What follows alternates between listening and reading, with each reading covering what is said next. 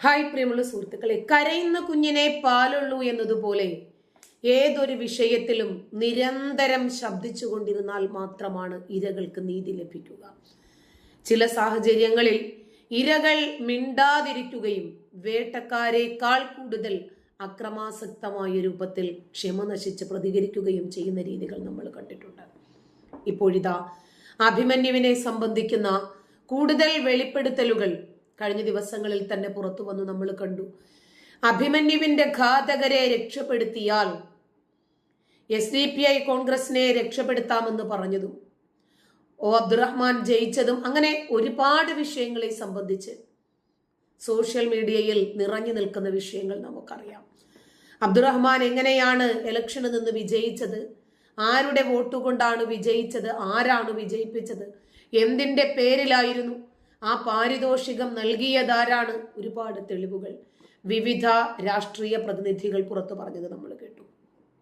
ഇപ്പോൾ അഭിമന്യുവിന്റെ വധക്കേസ് നടത്തിപ്പിൽ CPM എറണാകുളം ജില്ലാ committee വീഴ്ച വരുത്തിയതിൽ സംസ്ഥാന നേതൃത്വത്തിന് ശക്തമായ രൂപത്തിൽ അതൃപ്തിയുണ്ട്.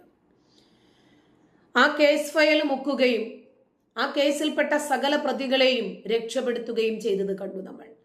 വിചാരണ വേഗത്തിലാക്കണം എന്നാവശ്യപ്പെട്ട അഭിമന്യുവിന്റെ അമ്മ ഭൂപതിയാണ് ഡിസംബറിൽ ഹൈക്കോടതിയെ സമീപിച്ചത്. അതോടുകൂടി കാര്യങ്ങൾ വീണ്ടും മാറിമറിഞ്ഞു. പാർട്ടിയിൽ കേസിന്റെ മേൽനോട്ട ചുമതല സംസ്ഥാന സെക്രട്ടേറിയറ്റ് അംഗം M സ്വരാജിനെ ഏൽപ്പിച്ചു. എറണാകുളം മഹാരാജാസ് കോളേജിലെ SFI നേതാവായിരുന്നു അഭിമന്യു.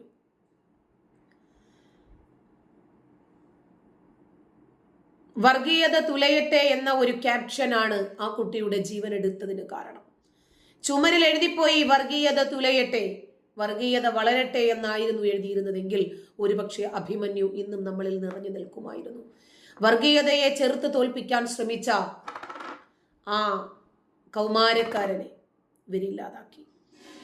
കൊച്ചി കലൂരിലെ അഭിമന്യു സ്മാരക മന്ദിരം അർബൻ സഹകരണ ബാങ്കിന് വാടകയ്ക്ക് നൽകിയതിന് പുറമെയാണ് രക്തസാക്ഷിയുടെ കേസിലും ജില്ലാ നേതൃത്വത്തിന്റെ വീഴ്ച. പാർട്ടിക്കുള്ളിൽ രൂക്ഷമായ വിമർശനം ഉയർന്നതോടെ സംസ്ഥാന നേതൃത്വം ഇടപെടുകയായിരുന്നു. വധക്കേസിൽ വിചാരണ അനിശ്ചിതമായി നീളുന്നത് പാർട്ടിക്കുള്ളിലും പുറത്തും വിമർശനങ്ങൾക്ക് വഴിതെളിച്ചു. പ്രതികളായ പോപ്പുലർ ഫ്രണ്ടുകാരെ രക്ഷിക്കാൻ CPM നേതാക്കൾ ശ്രമിക്കുന്നതായി രാഷ്ട്രീയ ആരോപണവും ശക്തമായി. നിയമസഭാ തിരഞ്ഞെടുപ്പിൽ താനൂരിൽ ഇടത് സ്ഥാനാർത്ഥിയായിരുന്ന മന്ത്രി അബ്ദുറഹ്മാന് പിന്തുണ നൽകിയതിനു പകരമായി SDPI ആവശ്യപ്പെട്ടത് അഭിമന്യുവിന്റെ കൊലയാളികളെ സഹായിക്കണം എന്നായിരുന്നെന്നും അതിന്റെ അടിസ്ഥാനത്തിലാണ് CPM പിന്തുണച്ചതെന്നും യൂത്ത് ലീഗ് നേതാവ് PK ഫിറോസ് ആരോപിച്ചത് നമ്മൾ കണ്ടു.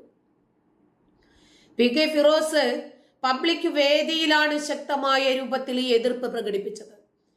ഇവിടെ രാഷ്ട്രീയമായ ചേരിതിരിവുകൾക്കു വേണ്ടി, അവരുടെ സ്വാർത്ഥ താല്പര്യങ്ങൾക്കു വേണ്ടി പല ബലിയാടുകളെയും രക്തസാക്ഷികളെയും അവർ നിർമ്മിച്ചുകൊണ്ടേയിരിക്കുന്നു.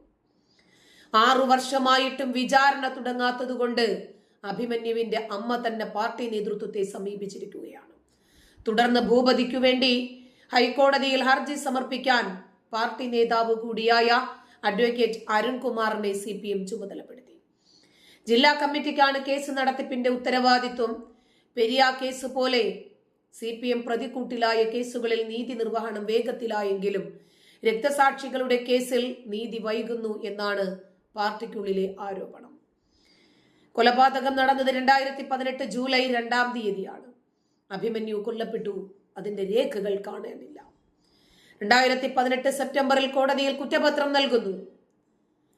126 സാക്ഷികളുള്ള കേസിൽ പലരും ഇപ്പോൾ സ്ഥലത്തില്ലത്രേ. ഇതിനിടയിൽ പോസ്റ്റ്മോർട്ടം റിപ്പോർട്ട് ഉൾപ്പെടെയുള്ള നിർണായകമായ രേഖകൾ കോടതിയിൽ നിന്നും കാണാനില്ല. വിചിത്രമായ വാദഗതികളാണ്. ഇതിൽ ദുരൂഹതയുണ്ട് എന്ന അഭിമന്യുവിന്റെ സഹോദരൻ പരിജിത്ത് ആരോപിച്ചിരുന്നു. 30-ലേറെ തവണയാണ് ഈ കേസ് മാറ്റിവെച്ചത്. ആർക്കും എതിർപ്പുകളില്ല. മാധ്യമങ്ങൾക്ക് ഇതൊന്നും എഴുതുകയും വേണ്ട. നമുക്കറിയാം, വിവാദപരമായിട്ടൊരു കേസായിരുന്നു അഭിമന്യുവിന്റെ വധം. മഹാരാജാസ് കോളേജിലെ SFIയുടെ സമുന്നതനായിട്ടുള്ള ചോരത്തിളപ്പുള്ള നേതാവ് ഈ പയ്യനെ കൊലപ്പെടുത്തിയ കേസ് പരിഗണിക്കാനിരിക്കുവാണ്. ഡിസംബർ 4-ാം തീയതി പരിഗണിക്കുമെന്നാണ് നമ്മൾ കണ്ടിരുന്നത്. പക്ഷേ നിരോധിത സംഘടനയായ പോപ്പുലർ ഫ്രണ്ട്, ക്യാമ്പസ് ഫ്രണ്ട് പ്രവർത്തകർ ഉൾപ്പെട്ട കേസായതുകൊണ്ട് എറണാകുളം പ്രിൻസിപ്പൽ സെഷൻസ് കോടതിയിൽ പോലീസ് അധിക സുരക്ഷ ഒരുക്കിയിരുന്നു. അതുകൊണ്ട് തന്നെ ഈ കേസ് ഓരോ തവണയും മാറ്റിവെച്ച് ആരാണ് ഇതിനകത്ത് രക്ഷപ്പെടാൻ ശ്രമിക്കുന്നത് എന്ന് ചിന്തിച്ചാൽ മതി, നമുക്ക് മനസ്സിലാകും. ഈ കേസ് വിചാരണയ്ക്ക് പോലും എടുക്കാതെ പ്രതികളെ രക്ഷപ്പെടുത്താൻ ശ്രമിക്കുന്നതിന്റെ രാഷ്ട്രീയ നേട്ടമാർക്കാണ് എന്ന് ചിന്തിച്ചാൽ മതി. ഇതിന് അധികാര തിമിരം, സ്വാർത്ഥ താല്പര്യം, പിന്നെ ഒരു ദളിത് പയ്യനല്ലേ, ഒരുപാട് കാര്യങ്ങളുണ്ട് ഈ കേസ് അവഗണിക്കുന്നതിന് പിന്നിൽ. ഈ കേസില് ഒക്ടോബറില് പ്രാരംഭമായിട്ടുള്ള വാദം തുടങ്ങാനിരിക്കുവായിരുന്നു. പക്ഷേ 2024 ഒക്ടോബറിലും ഡിസംബറിലും നടന്നില്ല. ഹൈക്കോടതിയുടെ നിർദ്ദേശപ്രകാരം പ്രോസിക്യൂഷൻ പുനഃസൃഷ്ടിച്ച് രേഖകൾ ലഭ്യമാക്കണമെന്ന് അഭ്യർത്ഥിച്ച് പ്രതിഭാഗം ആ ഘട്ടത്തിൽ അപേക്ഷ സമർപ്പിച്ചു. രേഖകൾ നേരത്തെ തന്നെ നൽകിയിട്ടുണ്ടെന്ന് പ്രോസിക്യൂഷൻ വ്യക്തമാക്കി. രേഖകളെല്ലാം കൃത്യമായി നൽകിയിട്ടുണ്ട് എന്ന് നിരീക്ഷിച്ചു കോടതി. തുടർന്ന് കേസ് പരിഗണിക്കുന്നതും അപേക്ഷ തീർപ്പാക്കുന്നതും ഡിസംബറിലേക്ക് മാറ്റി. ആ ഡിസംബറിൽ നിന്നും കേസ് മാറ്റുന്നു. പ്രോസിക്യൂഷന് വേണ്ടി special public prosecutor G Mohanraj ആണെന്ന് ഹാജരായത്.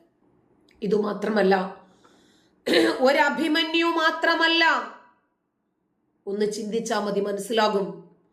PFI ആണെങ്കിലും SFI ആണെങ്കിലും DYFI ആണെങ്കിലും CFI SDPI, ശരി, ഇവരുടെ തന്നെ പോഷക സംഘടനകൾ, വിദ്യാർത്ഥി സംഘടനകൾ, ഇവരൊക്കെ ഒരു സിദ്ധാർത്ഥനല്ല, ഒരു അഭിമന്യു അല്ല, ശരത് ലാൽ, ഷുഹൈബ്, അങ്ങനെ എത്ര വിദ്യാർത്ഥി സംഘടനാ നേതാക്കളുടെ പേരുകൾ നമുക്ക് പറയാൻ കഴിയും. ഇവരെയൊക്കെ ഇല്ലാതാക്കിയ ആളുകൾ ഇന്നും സജീവ പ്രവർത്തകരായി ഫ്ലക്സ് ബോർഡുകളിലെ മുൻനിരയിൽ ഇടം പിടിക്കുന്നു എന്നതാണ് ആകെ ഒരു സമാധാനം. ഈ കുട്ടികളെ ഇല്ലാതാക്കിയ ആളുകൾ തന്നെ ഇന്ന് ജീവൻ രക്ഷാ പ്രവർത്തനങ്ങൾക്ക് ഓടി നടക്കുക, ബക്കറ്റ് പിരിവിന് വേണ്ടിയിട്ട് ഓടി നടക്കുക. ഇല്ല, സേതുരാമയ്യർ CBI എന്ന സിനിമയിലെ കൊന്നവൻ തന്നെ പൗരസമിതി ഉണ്ടാക്കി അന്വേഷിക്കണം, CBI അന്വേഷിക്കണമെന്നൊക്കെ പറഞ്ഞ് കോലാഹലം ഉണ്ടാക്കുന്നത് പോലെ ഈ ആട്ടിൻ തോലണിഞ്ഞ ചെന്നായ്ക്കളെ എന്നാണോ കേരളം തിരിച്ചറിയുന്നത്, അതുവരെ മാത്രമേ ഇവർക്ക് ഈ മണ്ണിൽ വേരോട്ടമുണ്ടാകൂ. ഈ പ്രതികൾ തന്നെ, ഈ വേട്ടക്കാർ തന്നെ ഇരകളാകുന്നു. ഇവർക്ക് എല്ലാ തരത്തിലുള്ള ഇത്തരം പ്രച്ഛന്ന വേഷങ്ങളെയും മറയ്ക്കാനുള്ള ഒരു മറയാണ് നന്മമരം ചമയൽ, ജീവകാരുണ്യ പ്രവർത്തനങ്ങളിൽ സജീവമാകുക. അവര് ചെയ്ത ക്രിമിനലിസം മറയ്ക്കുന്നതിന് വേണ്ടി ഒരു നന്മമരത്തിന്റെ മുഖംമൂടി. നന്ദി.